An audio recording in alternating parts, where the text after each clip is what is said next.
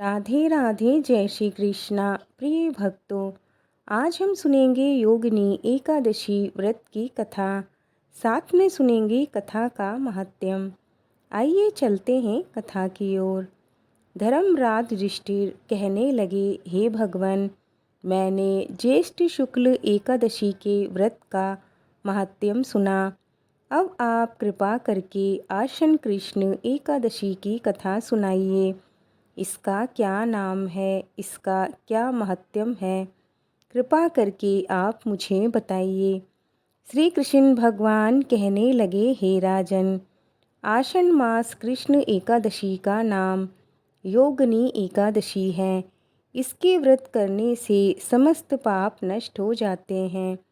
यह इस लोक में भोग और परलोक में मुक्ति देने वाली है। यह तीनों लोकों में प्रसिद्ध है। मैं तुमसे पुराणों में वर्णन की हुई कथा कहता हूँ, ध्यान पूर्वक सुनो। स्वर्ग धाम की अलकापुरी नामक नगरी में कुबेर नाम का एक राजा रहता था। वह शिव भक्त था और प्रतिदिन भगवान शिव की पूजा किया करता था।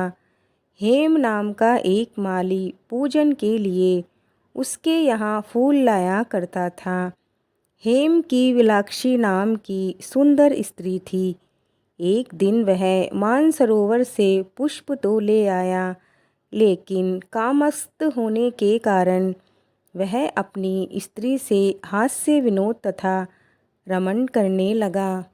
इधर राजा उसकी दोपहर तक राह देखता रहा।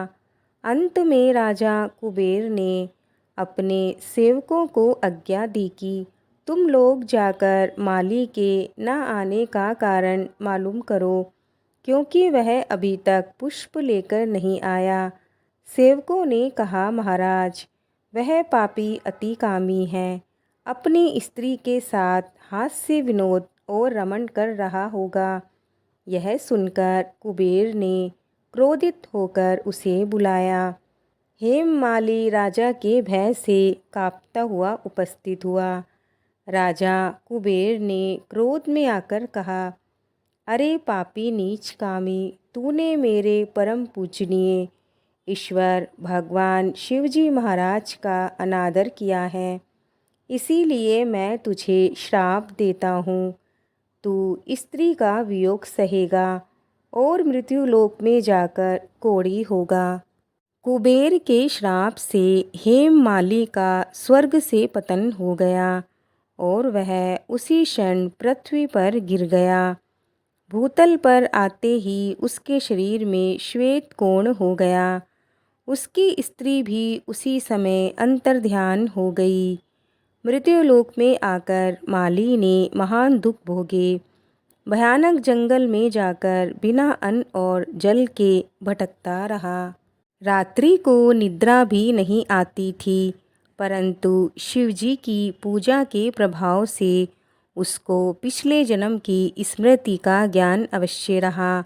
घूमते घूमते एक दिन वह मार्कंडेय ऋषि के आश्रम में पहुंच गया, जो ब्रह्मा से भी अधिक व्रत थे और जिनका आश्रम ब्रह्मा की सभा के समान लगता था।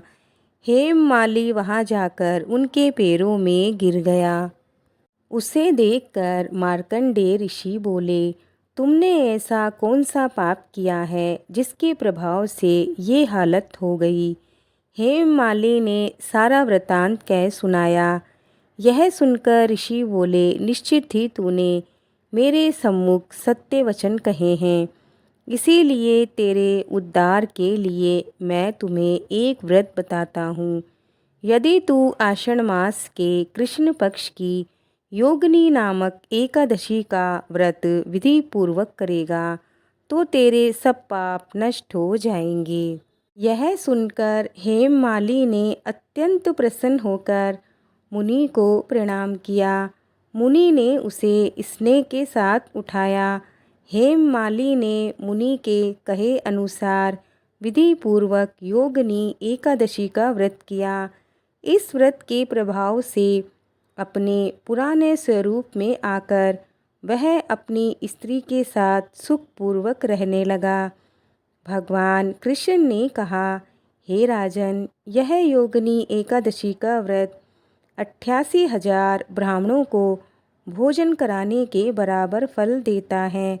इसके व्रत से समस्त पाप दूर हो जाते हैं और अंत में स्वर्ग को प्राप्त होते हैं। योगिनी एकादशी की व्रत कथा यहीं पूर्ण होती है। बोलो भगवान श्री कृष्ण की जय। आइए अब हम सुनेंगे गणेश जी की कहानी। एक समय की बात है, एक बुढ़िया माँ थी। वो मिट्टी के गणेश जी की पूजा किया करती थी। मिट्टी के गणेश जी रोज बनाती, वो रोज गल जाते। उसके घर के सामने एक सेठ जी का मकान बन रहा था। वो मकान बनाने वाले कारीगरों से बोली, भैया मेरे लिए एक पत्थर के गणेश जी बना दो। मिस्त्री बोले, जितनी देर में हम तेरे पत्थर के गणेश जी बनाएंगे उतनी देर में तो हम अपनी दीवार को चुन लेंगे। बुढ़िया माँ को गुस्सा आ गया और वो बोली, राम करे तुम्हारी दीवार टेढ़ी हो जाए। बुढ़िया माँ के ऐसे कहते ही उनकी दीवार टेढ़ी हो गई। वो जितनी बार दीवार बनाते उतनी बार वो दीवार टेढ़ी हो जाती। इस तरह करते करते शाम हो गई। शाम को सेठ जी आए। सेठ जी ने कहा, क्या बात है, आज तुमने कुछ भी काम नहीं किया। तब कारीगरों ने बताया कि एक बुढ़िया माँ आई थी। वो कह रही थी कि मेरे पत्थर के गणेश जी बना दो, पर हमें काम करने की जल्दी थी। हमने बुढ़िया माँ के लिए गणेश जी नहीं बनाए। तो उसने गुस्से में कह दिया, राम करे तो तेरी दीवार टेढ़ी हो जाए। तब से हम दीवार बना रहे हैं, पर यह है कि दीवार सीधी ही नहीं बन रही। सेठ जी ने उस बुढ़िया माँ को बुलवाया। सेठ जी ने कहा, हम तेरे सोने के गणेश जी गढ़ देंगे, बस हमारी दीवार सीधी करा दो। सेठ जी ने जैसे ही बुढ़िया माँ को सोने के गणेश जी गढ़ने के लिए कहा, सेठ जी की दीवार सीधी हो गई। जैसे सेठ जी की दीवार सीधी करी गणेश जी महाराज, वैसी सबकी करना। कहानी कहने वाले और कथा सुनने वालों पर अपनी कृपा बनाए रखना। मित्रों, ये कथा यहीं पूर्ण होती है। आपको आज की कथाएं कैसी लगी हमें लाइक कमेंट करके ज़रूर बताएं। अगर आप हमारे चैनल पर नए हैं तो चैनल को सब्सक्राइब ज़रूर करें। मिलते हैं और एक नई कथा के साथ। जय श्री कृष्णा, जय श्री राधे।